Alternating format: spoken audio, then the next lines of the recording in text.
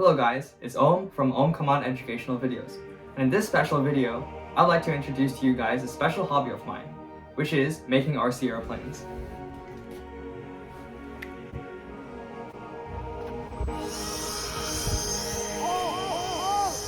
As most of you guys probably know already, I've been obsessed with aircraft and military technologies for a very, very long time.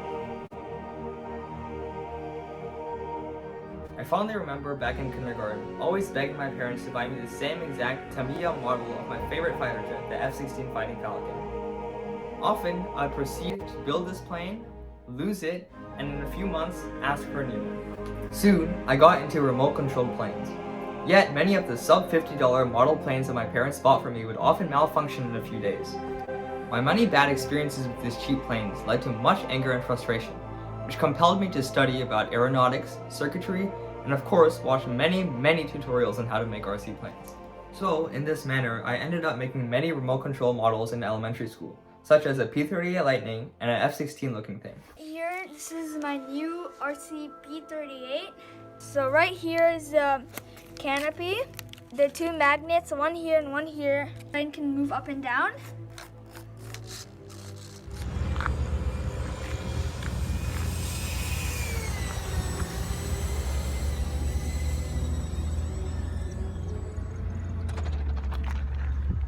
Okay, that was good.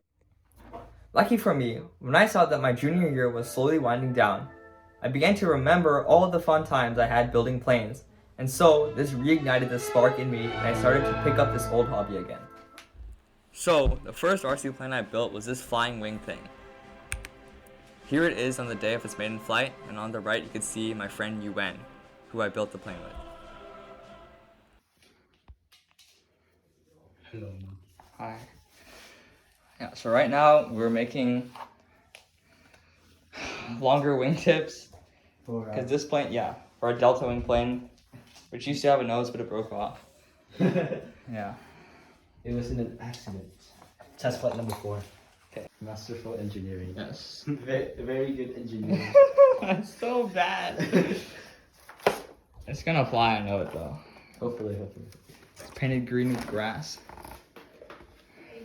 No, we're not sponsored by Elmer's, but whatever. And indeed, it did actually fly.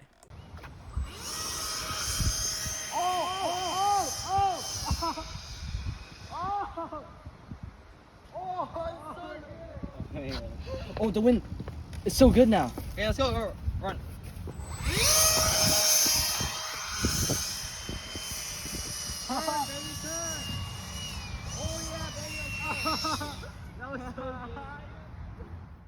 Now, having built a plane after so many years of not touching a remote-controlled aircraft, I was pleasantly surprised to see that I was still able to build a nice flying wing. Yet, I wanted to take it a step further. I wanted to make something that could fly much higher, much faster, and be much more maneuverable. So, I set my sights on designing my own prototype jet aircraft. I began my design by first drawing out an aircraft on a piece of paper, and then putting the necessary scaled markings. Then, I started designing the aircraft in CAD design. Now here's an example why you probably shouldn't be designing an airplane when your friends are there to goof around. Pardon laugh, guys. Gotta cope. He's coping so bad. I solve physics and you chuckle nuts. You numbnuts have spent 3,000 years on this shit and haven't solved it. I did in 2 days. How have you solved physics? You wouldn't get it. No, Eric gets it, right? No, explain it to me. Eric gets it. Explain how you solve. Eric gets it. Explain how you solve physics. Eric knows. No, just give me small. Anyways, this is the plan that I came up with. And here's his test flight.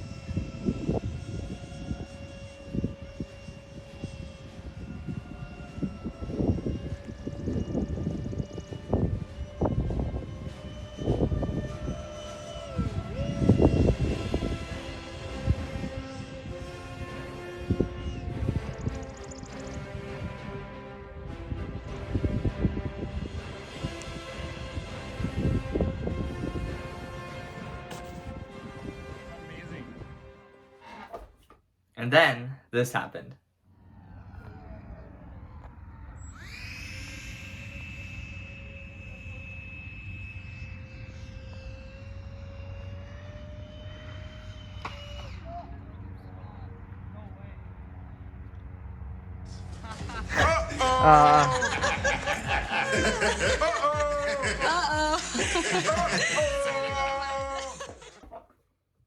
Now, a few days later, I went back to the tree and found that it was completely missing.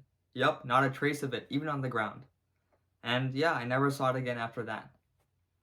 So, following that disaster, I decided it's fine since it was only a prototype, right? And so I started constructing the real deal.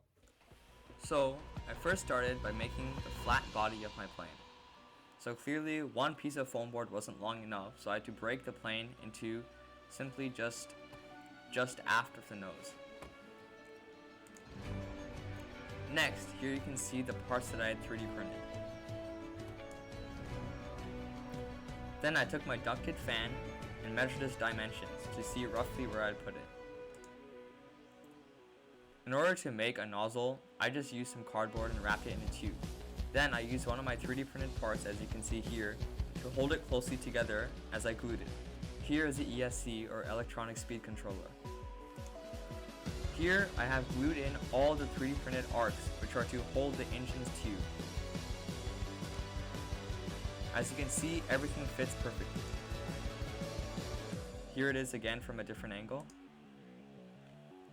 Here are the holes I had cut for the servos. This plane would only use 2 servos, as it was built in elevon configuration instead of your typical elevator and ailerons. This means it functions much like a Delta aircraft.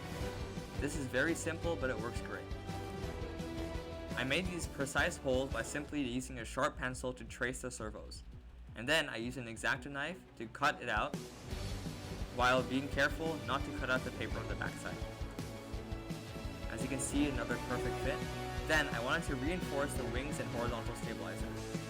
So, similar to how I cut out the servos, I used my ruler and cut out 2 deep grooves. Again, I was very careful not to cut the backside of the paper. As you can see, here's the top view of the 2 grooves I cut on the horizontal stabilizer. Now, I didn't have any carbon fiber left, so I just used some wood I had left over from my Science Olympiad.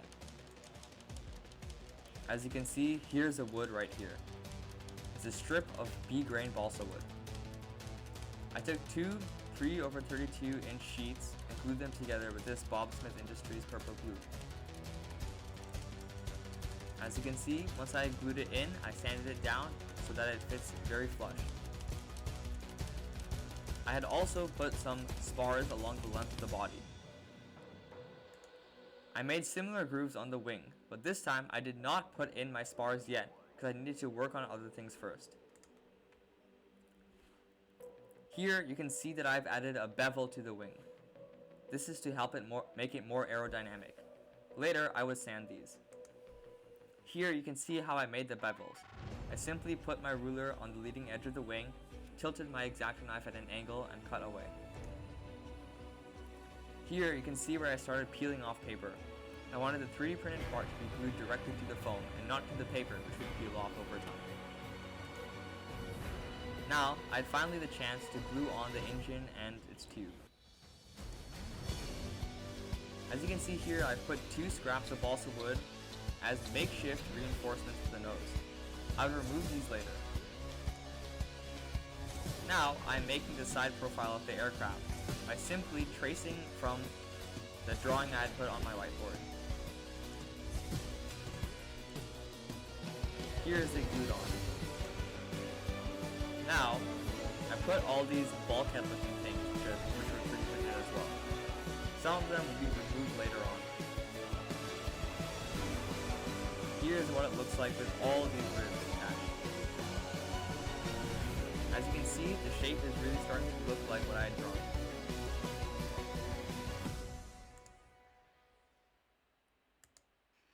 As you can see here, I'm starting to put the covering, or the skin of the aircraft. Now, one of the hardest parts was to get the foam molded to perfectly fit the shape. My method for doing this was simply peeling one side of the paper off as best as possible, and then using my hand to slowly bend and shape the foam, and then use tape to hold it on before gluing it. I had noticed that this process had left the body of the aircraft a bit warped, so to fix this I simply used a heat gun. As you can see, I've glued both sides of the nose cone. At this point, I needed to make a hatch for the ESC just to do some basic maintenance. Now, I measured out this piece of foam in order to cover up the engine. Here, we can see that we have covered the engine perfectly, and the glue over here looks a bit messy, but I'll sand that off later. Additionally, I found that when trying to fold this foam, it was very useful to sometimes just put packaging tape on one side, as that would stop it from tearing and breaking apart. This packaging tape would also be beneficial for landing, as we don't want the plane to land on some hard surface, which would act like sandpaper to sand away the bottom. Here's it from the side. As you can see, it's starting to look quite aerodynamic. Here is what the air intake looked at the time. Now, this was the hardest part when it came to skinning up the aircraft. I noticed that it was very difficult for me to perfectly match this hole. So it took me several tries to get the perfect shape. As you can see here, this shape seems to fit very, very well.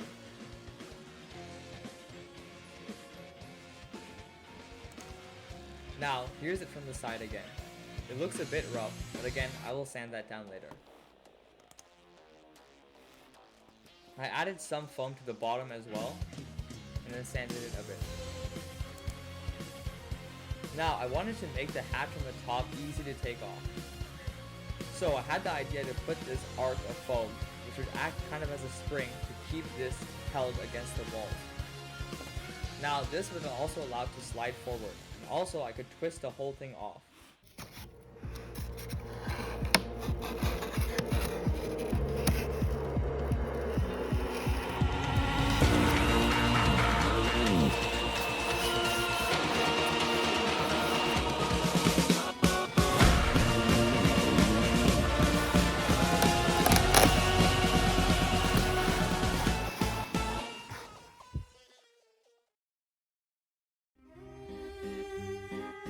Wait.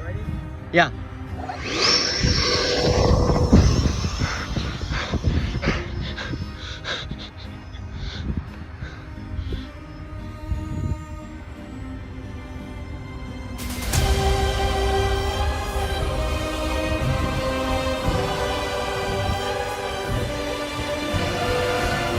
Try stall. Try stall. Try it cool, I said. I mean, like, do one. Okay.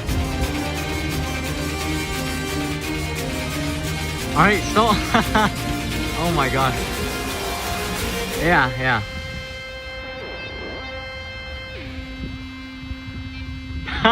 What? It just floats. It's so difficult to track. All right, landing.